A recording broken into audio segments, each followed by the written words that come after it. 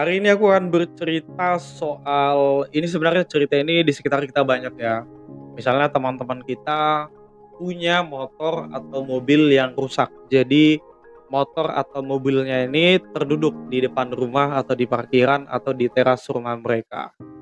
Dan itu sudah berlumut dan udah jim, istilah jim ini nggak bisa lagi hidup, udah berlumut, udah karatan, udah berlapu gitulah.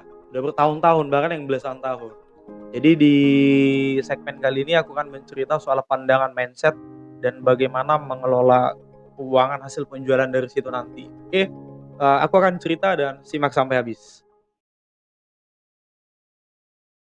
Jadi begini ceritanya, ada beberapa teman di sekitar aku itu dan aku kenal mereka punya motor atau punya mobil sudah tua. Di zaman itu mungkin motor atau mobilnya ini dipandang hebat lah, banyak disukai oleh masyarakat gitu. Jadi suatu saat datanglah kolektor ke tempat teman saya ini, ada yang motor, ada yang kasusnya mobil juga. Ataupun mungkin ada yang barang-barang antik kayak alat musik atau lukisan atau apalah gitu kan. Tapi si pemilik motor atau mobil yang tua ini tidak mau menjualnya. Padahal si pembeli udah datang ke rumah, mungkin mereka kolektor ya. Kita tahulah kolektor ini bisa juga hanya untuk dikoleksi atau bisa juga dijual beli lagi gitu kan, atau diperjualbelikan lagi.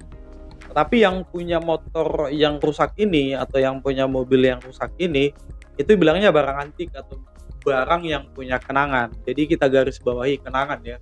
Jadi mau dibeli seberapa mahal pun, si punya motor dan si punya mobil yang rusak ini yang terduduk di depan rumahnya ini, dia nggak mau jual.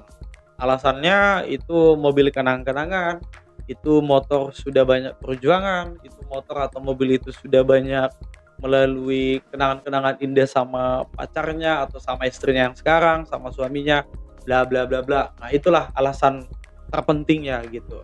Nah, yang pengen aku sampaikan di sini begini, sementara yang punya motor yang rusak ini atau yang punya mobil rusak ini adalah secara ekonominya saya tahu itu masih miskin, sama seperti saya. Masih orang kecil, wong cilik, nggak punya apa-apa, masih gembel, masih kere. Dan bahkan yang punya motor rusak atau mobil rusak ini tidak sekali dua kali minjam duit sama saya gitu. Memang minjamnya nggak banyak, masih ratusan ribu, tapi sering minjam duit sama saya. Cuman udah pas di momen datang pembeli atau kolektor ini ke rumahnya, aku kebetulan di situ. Jadi aku bilang sama dia, udah jual aja lah. Ya daripada terduduk di situ nggak berfungsi, nggak dari duit, bilang gitu kan. Jadi kalau opini saya di konteks itu, kalau saya berada di posisi yang punya motor yang antik ini, let's say seperti itulah ya, saya akan jual itu gitu. Kan mengingat lagi kan, eh, menimbang mengingat gitu yang punya motor second atau mobil second ini masih miskin gitu, belum ada apa-apa dan sana sini minjam duit, jadi masih miskin gitu, masih kurang mampu daripada sih terduduk kan. Jadi hasil penjualan dari motor ini, hasil penjualan dari barang antik ini atau itu lukisan atau mesin jahit atau apalah gitu kan, bisa diputar bisnisnya ke bisnis lain untuk memutar uang lagi, untuk mendatangkan cuan lagi. Itu mindsetnya, daripada situ terduduk nggak guna jadi berkarat busuk ya kan, jadi ngapain gitu. Jadi buat kalian yang punya barang-barang seperti itu, saran saya kasih aja sama kolektor, jual tapi kasih harga yang tertinggi. Nah, paling ironisnya pula kemarin itu kejadiannya di sini di sekitarku, si pembeli ini udah kasih tawaran seperti ini, kasih aja satu angka, angkanya mau dijual berapa, terus saya nggak akan mau nego. Coba kurang enak apa lagi kan.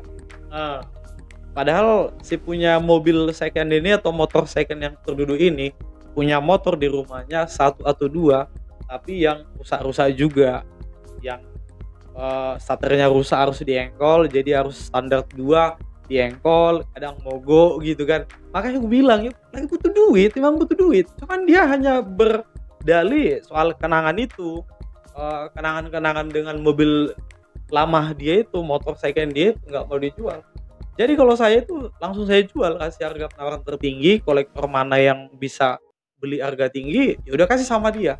Jadi hasil penjualan dari kendaraan kita yang second itu bisa kita alokasikan ke hal lain, putar ke bisnis lain gitu. atau bisa beli motor yang lebih layak, beli mobil yang lebih layak, bisa nambah-nambahin lah kalau mobil baru gitu.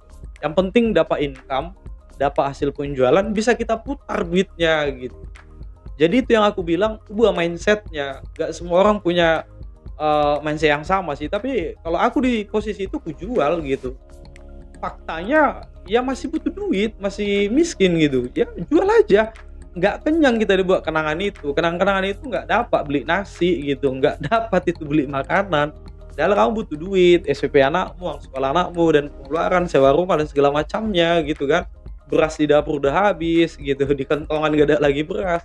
Kamu masih masih berdalih soal kenangan-kenangan itu, ubahlah. Soalnya kenangan itu nggak bisa mendatangkan beras, nggak bisa datangkan nasi dari situ. Kalau aku di posisi itu aku jual. Yang penting bisa cuan dan kita putar lagi uangnya supaya berlipat-lipat lagi gitu. Gitulah caranya. Kalau aku ya di posisi itu. Bagaimana menurut kalian teman-teman? Apakah kalian punya pengalaman seperti itu, tetangga kalian, saudara kalian, atau mungkin kamu sendiri pelakunya seperti itu? Tidak mau menjual barang antiknya, barang lamanya, hanya berdalih soal kenangan manis, kenangan indah di masa lalu. Oke, kasih komentar di kolom komentar apa opini kalian kalau ada kasus seperti ini. Silakan di komen. Sampai jumpa di video selanjutnya. Aku Samuel Silaban pamit undur diri. Terima kasih.